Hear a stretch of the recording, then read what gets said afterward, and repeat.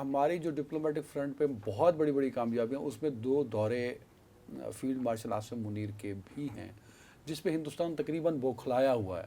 مطلب انہوں نے تو وہ جو ان کے انٹرٹینمنٹ چینل تھے ان پہ بھی انہوں نے وہ سیریز بند کر کے وہ نیوز گھسا دی کہ یار وہ ایک مائنڈ میک اپ کرو کہ یہ جو دورے ہیں یہ ناکام دورے ہیں.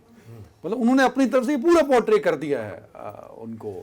پتہ نہیں یہ کسی بندے کا کوئی انگریز جا پھاڑ لیا انہوں نے کہ یہ پینٹاگون کام کرتا سی انگریز جی. مطلب اٹ واز اچھا وہ میں مجھے کیسے بولا انہوں نے ایک چینل کا نام لیا شاید کلر تھا یا کیا کہ اس پہ میں نے کہا وہ تمہاری سیریز آنی تھی. دوست نے کہا کہ نہیں وہ انگریز چل رہا ہے, وہ دس ہی جا رہے ہیں کہ دورہ ناکام ہوا ہے.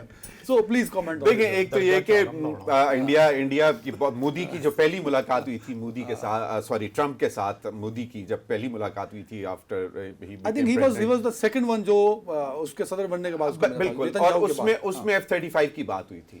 اب رافیل کے بعد جو حال ہوا ہے, آپ مجھے ایک بات بتائیں, کون سی ایسی دنیا کی کمپنی ہوگی جو اپنے مطلب state of the art fighter jets ان کو دے اور ان کا حال رافیل جیسا ہو جائے تاکہ ان کے سٹاکس گر جائیں اور ان کی مارکیٹ تباہ ہو جائے. میرے خیال میں S-400 کے ہوتے ہوئے جو رشین ایئر ڈیفنس ٹیکنالوجی ہے اس کے ہوتے ہوئے کبھی بھی F-35 امریکہ نہیں دے گا اس کو. نہیں, لیکن میں کہہ رہا ہوں جو ان کا خواب ہے جو وہ چاہتے ہیں, میں اس طرف اس کی بات کر رہا ہوں کہ بھائی آپ کے پاس جو پہلے ایک کھلونا آیا تھا آپ اس کو سنبھال نہیں سکے, نہ اس سے کوئی فائدہ اٹھا سکے. تو آپ مجھے ایک بات بتائیں, اتنی بڑی بڑی کمپنیز بلینز آف ڈالرز کی یہ ڈیلز ہوتی ہیں, وہ تباہ کروائیں گے اپنی کمپنیز, وہ انڈیا کو بیچ دیں تاکہ ان کا بھی حال یہی ہو جو رافیل کے ساتھ انہوں نے کیا. تو یہ ایک بڑا ایک کوسچن آپ گوگل پہ جا کے لکھیں کہ دنیا کی ورسٹ ایئر فورس کون سی ہے تو آپ کو انڈیا نظر آئے گا. اور اس کی 50 سالوں میں 1970 سے ان کے پاس سو ہے سر میرے خیال میں, مگ یا سو جو مگ 400 طیارے گرا چکا ہے اب جو کریش ہوئے ہیں اور نان کمبیٹ. اب اس کے بعد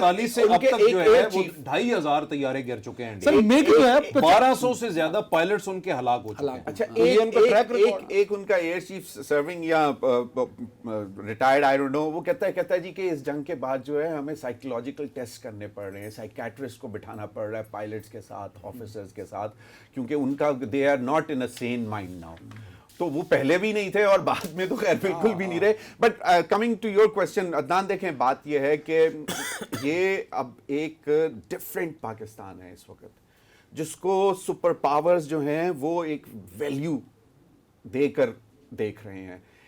اور اسی وجہ سے فیلڈ مارشل عاصم منیر صاحب کا یہ دوسرا دورہ ہو رہا ہے ود ان 2 months, اور اس کو انتہائی اہمیت کا حامل قرار دیا جا رہا ہے, اور انٹرنیشنل میڈیا جو ہے اس کو باقاعدہ ہائی لائٹ کر رہا ہے. بلومبرگ دیکھ لیں, کوئی اور بھی دیکھ لیں, سارے یہی بات کر رہے ہیں, اور پھر وہ کوسچنز اٹھا رہے ہیں کہ اس کے پیچھے ریزن کیا ہے, اور اس کوسچنز کے نیچے جو ریزنز آتی ہیں واپس آ گئے آج تو بالکل وہ تو ہے.